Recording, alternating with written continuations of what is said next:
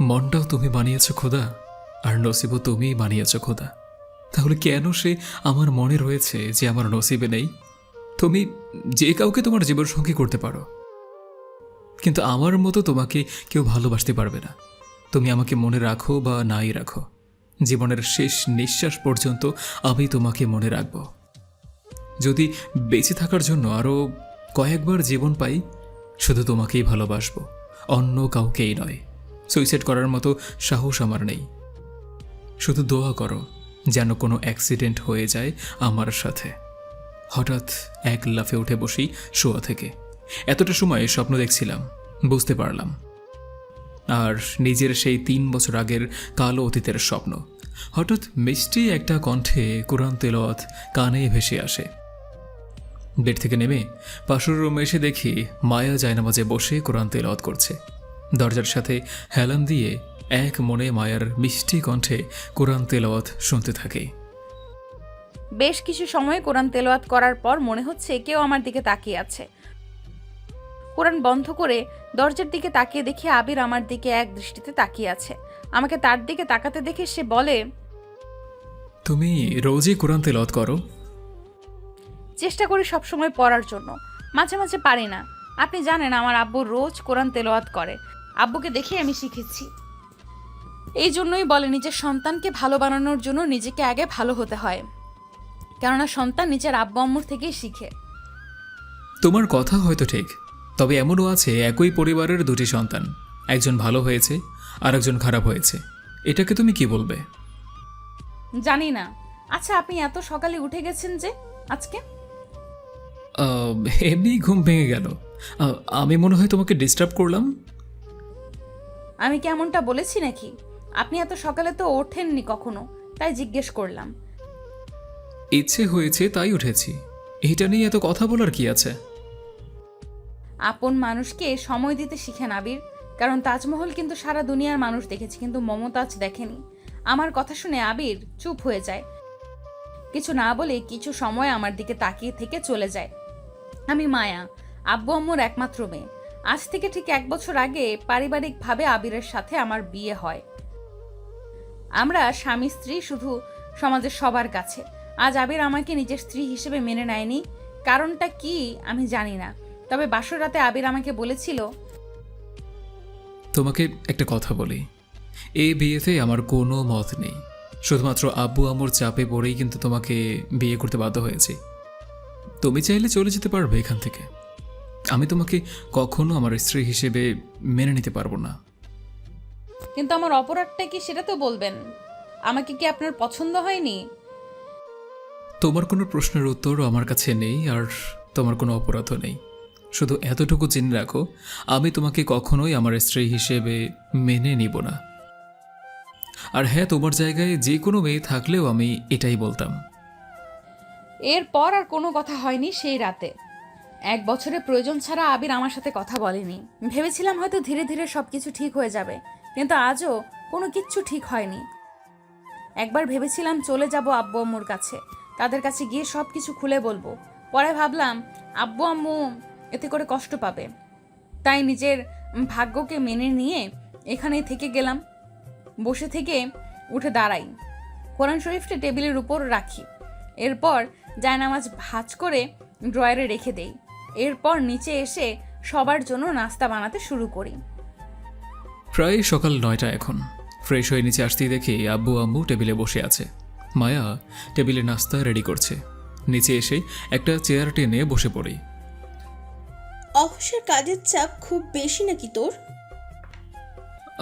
আপাতত তেমন কোনো চাপ নেই। কেন, কোথাও যেতে হবে? 1 বছর হয়ে গেছে তোদের বিয়ে হয়েছে, মেয়েটাকে নিয়ে কোথাও ঘুরতে গেলেও তো পারিস, সব সময় তো বাসায় বসে থাকে। আম্মুর কথা শুনে আমি আবিরের দিকে তাকাই। আবির কি বলবে সেটা শোনার জন্য অধীর আগ্রহে অপেক্ষা করছি। আবির একবার আমার দিকে তাকিয়ে আম্মুকে উদ্দেশ্য করে বলে, তুমিও তো ওকে নিয়ে কোথাও যেতে পারো। আমি এখানে ওখানে ঘুরতে যাওয়ার কথা বলছি না, আমি বলছিলাম কয়েকদিনের জন্য কোথাও থেকে ঘুরে আই তোরা দুজন। তুমি খুব ভালো করেই জানো আম্মু, আমার কোথাও যেতে ভালো লাগে না। কেন, কোথাও যেতে ভালো লাগবে না তোর? হ্যাঁ, আজকে তোর অফিসে যেতে হবে না, তুই মায়াকে নিয়ে আমাদের গ্রামের বাড়ি থেকে ঘুরে আয় কয়দিন। থাক না মা, উনি যখন যেতে চাইছে না, শুধু শুধু ওনাকে জোর করে কি লাভ? এখানে জ্বর করার কি আছে রে মা? তুই নাস্তা করে গিয়ে একটা ব্যাগে দুজনের জামা কাপড় গুছিয়ে নে। আমি আবিরের দিকে তাকিয়ে আছি। ভেবেছিলাম উনি হয়তো রেগে মেগে উঠে চলে যাবে, কিন্তু উনি কোনো রকম রিয়েক্ট না করে চুপচাপ খেতে। বুঝতে পারলাম ওনার মত আছে। মনে মনে কিছুটা খুশি হলাম। 1 বছর আমি কখনো ওনার সাথে বাইরে ঘুরতে যাইনি বললে ভুলই হবে। উনি কখনো আমাকে কোথাও নিয়ে যায়নি। কত স্বপ্ন দেখেছিলাম বিয়ের আগে, বিয়ের পর স্বামীর সাথে ঘুরতে যাব, কিন্তু আমার সেই স্বপ্ন কখনো পূরণ হয়নি। সবাই একসাথে নাস্তা করে নেই। এরপর আমি সব কিছু গুছিয়ে উপরে নিজের রুমে চলে আসি। একটা ব্যাগে দুজনের জামা কাপড় গোছাতে থাকি। তখনই আবির রুমে আসে। বেশি কাপড় চোপড় নেবার প্রয়োজন নেই, আর 4-5 দিন থাকবো তো, সে অনুযায়ী অল্প কিছু জামা কাপড় নিয়ে নাও। আমি মাথা নাড়ি। এরপর একটা ব্যাগে দুজনের জামা কাপড় নিয়ে নেই। আচ্ছা, আমাদের গ্রামের বাড়িটা কোথায়? আম্মুর সাথে সবসময় গল্প গুজব করো। আম্মু কখনো বলেনি তোমাকে আমাদের গ্রামের বাড়ি কোথায়? এইসব নিয়ে কখনো কথা হয়নি তো, তাই আমিও জিজ্ঞেস করিনি, আর মাও বলেনি। আমাদের গ্রামের বাড়ি মুন্সিগঞ্জে, আর গ্রামের নাম দিঘির পাড়া। এখান থেকে যেতে কতটা সময় লাগতে পারে? প্রায় 3 ঘন্টার মতো হয়তো। আপনি কি গাড়ি নিয়ে যাবেন? গাড়ি আছে তো, গাড়ি নিয়েই তো যাবো, তাই না? বলছিলাম কি, আসলে আমরা বাসে করে যাই। এই গরমে বাসে করে? ঠিক আছে, আপনি যেটা ভালো মনে করেন। কিছু সময় পর আব্বু আম্মুর থেকে বিদায় নিয়ে বাসা থেকে বের হয়ে দুজন গাড়িতে উঠে বসে গাড়ি স্টার্ট দিয়ে ড্রাইভ করতে থাকি। 5 বছর পর আজ গ্রামের বাড়িতে যাচ্ছি। আব্বু ঢাকায় ছোটোখাটো একটা ব্যবসা করত, আমি আর আম্মু গ্রামেই থাকতাম। ধীরে ধীরে আব্বুর ব্যবসা বড় হয়, আর তারপর আমাকে আর আম্মুকেও ঢাকায় নিয়ে আসে। মাঝে মাঝে যাওয়া হতো গ্রামে। 4 বছর আগে আপুর অফিসের সকল দায়িত্ব আমাকে বুঝিয়ে দেয়। এরপর আর যাওয়া হয়নি গ্রামের বাড়িতে। দীর্ঘ অনেকটা সময় জার্নি করে পৌঁছে যায় আবিরদের গ্রামের বাড়ি দিঘির পাড়। গ্রামের পরিবেশ দেখে মনটাই ভালো হয়ে গেল। চারপাশে অনেক রকমের গাছগাছালি, তার মাঝখানে ঠিক আবিরদের টিনের তৈরি ঘর। অনেকটা পথ জার্নি করে দুজনেই অনেক ক্লান্ত, ফ্রেশ হয়ে শুয়ে পড়ি। এখন রাত 8টা। পুরনো কিছু বন্ধুদের সাথে রাস্তার পাশে টলে বসে আড্ডা দিচ্ছি। অনেকটা সময় গল্প করার পর হঠাৎ মনে পড়ে যায় মায়া তো বাসায় একা, আর ও একা থাকতে ভয় পায়। তাই বন্ধুদের থেকে বিদায় নিয়ে চলে আসি বাসায়। বাসায় আসতেই মায়া আমাকে শক্ত করে জড়িয়ে ধরে। বুঝতেই পারছি যে ও খুব ভয় পেয়েছে, তাই কিছু না বলে ওর মাথায় হাত বুলিয়ে দিতে থাকি। আর মায়া কান্না করতে করতে বলে, আমাকে একা রেখে কেন বাইরে গিয়েছিলেন? আর এতটা সময় আমার কতটা ভয় লাগছিল জানেন? আসলে সরি, পুরনো কিছু বন্ধুদের সাথে বসে গল্প করছিলাম তো, আর কখনো এমনটা হবে না, প্লিজ। আমি ওনাকে ছেড়ে চোখের পানি মুছতে থাকি। ভয়ের জন্য ওনাকে এতটা সময় জড়িয়ে ধরেছিলাম, এতক্ষণে বুঝতে পারলাম। লজ্জা পেয়ে মাথা নিচু করে ফেলি। আবির কিছু না বলে চলে যায় ফ্রেশ হতে। আমি বেডে বসে একটু আগের মুহূর্তের কথা ভাবতে থাকি। কতটাই না নিজেকে নিরাপদ মনে হচ্ছিল আবিরের বুকে। পুরো শরীর কাঁপছে আমার।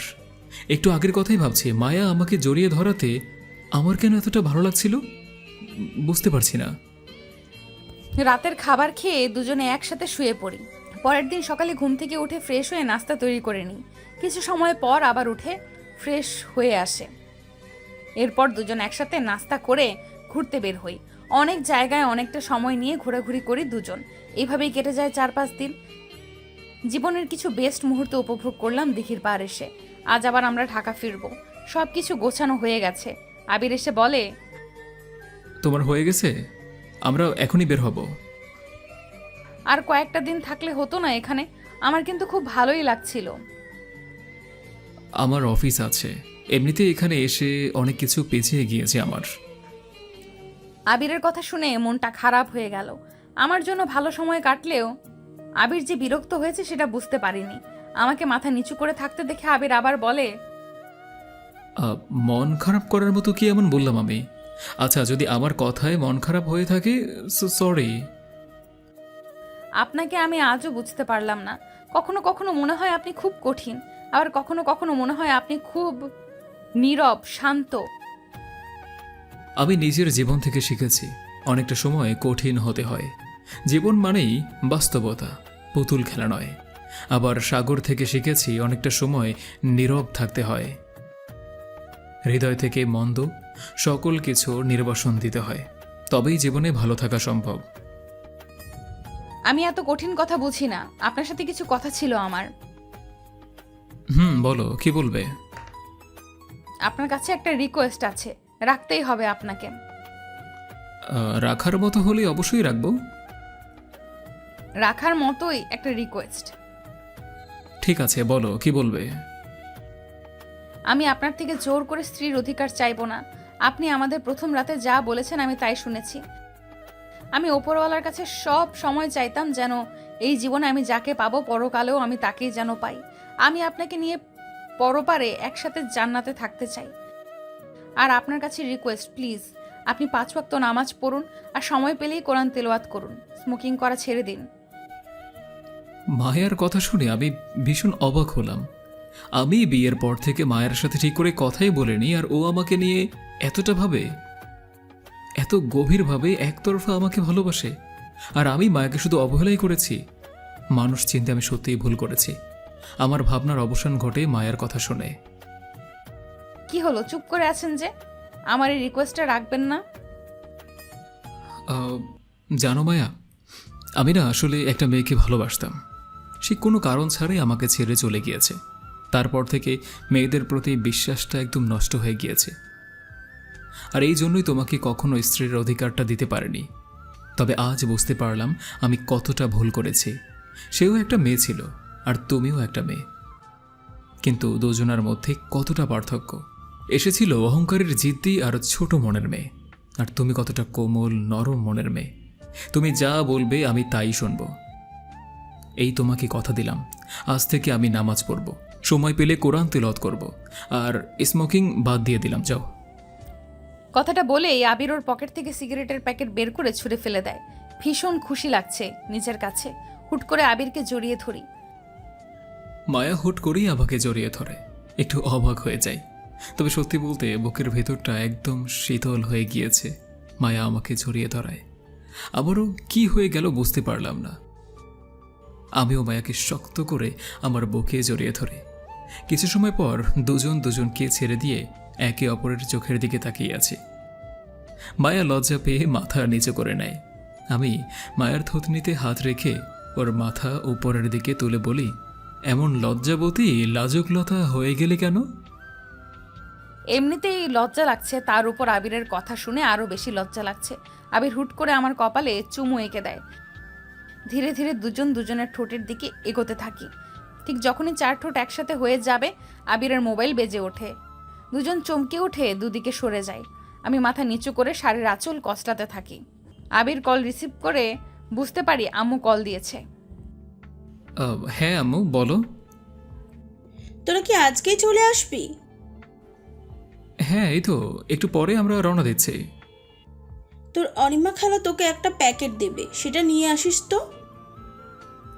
কিসের প্যাকেট আম্মু? তো নিয়ে আসতে সমস্যা আছে? আচ্ছা ঠিক আছে, আমি নিয়ে আসবো বলেই কলটা কেটে দেই। মায়াকে উদ্দেশ্য করে বলি, আমি না খালার বাসা থেকে আসছি, হ্যাঁ, তারপর আমরা রওনা দেব। আমি মাথা নাড়তেই আবির চলে যায়। একটু পর একটা প্যাকেট হাতে করে চলে আসে। এরপর দুজন রওনা দেই ঢাকার উদ্দেশ্যে। প্রায় 3 থেকে 3.5 ঘন্টা পর এসে পৌঁছাই বাসায়। বাসায় এসে আব্বু আম্মুকে সালাম করি। আম্মু আমার 2 গালে হাত রেখে বলে, কেমন কাটলো গ্রামের বাড়িতে? খুব ভালো মা। আর সত্যি বলতে গ্রামের পরিবেশ এতটা ভালো, খারাপ লাগার কারণই নেই। যা বলছিস, গ্রামের গাছগাছালি, রাস্তাঘাটের মানুষ, সব কিছু এতই সুন্দর আর ভালো, আর মন ভালো না হয় পারবে না। আচ্ছা, অনেকটা পথ জার্নি করে এসেছিস, জাগে ফ্রেশ হয়ে রেস্ট কর। মাথা নেড়ে দুজন চলে আসি রুমে।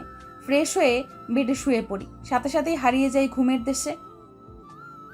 রুমে বসে অফিসের কিছু ফাইল দেখছিলাম, তখনই কানে ভেসে আসে এশার আজান। তাই ফাইলটা বন্ধ করে মায়ার কাছে এসে বলি, এশার আজান দিচ্ছে, নামাজ পড়বে না? হ্যাঁ পড়বো। আপনি কি বাসায় নামাজ পড়বেন না মসজিদে যাবেন? ভাবছিলাম আজ দুজন একসাথে নামাজ পড়ি, কাল থেকে মসজিদে যাব। আমি মাথা নেড়ে গিয়ে অজু করে নেই, এরপর আবিরও গিয়ে অজু করে আসে, এরপর দুজন একসাথে এশার নামাজ পড়ে নেই। আবিরকে ডাকতে এসে যেটা দেখি আমি তো পুরোই অবাক। আবির আর মায়া একসাথে নামাজ পড়ছে। যে ছেলেকে কখনো জুম্মার নামাজ ছাড়া নামাজেই পড়তে দেখিনি, সে আজ এশার নামাজ পড়ছে। এসব কিছুই যে মায়ার জন্যই হয়েছে সেটা আমি খুব ভালো করেই জানি। মনটা আনন্দে ভরে যায় এখন এমন দৃশ্য দেখে। কিছু না বলে চুপচাপ সেখান থেকে চলে আসি নিচে। নামাজ শেষ করে দুজন একসাথে নিচে চলে আসি।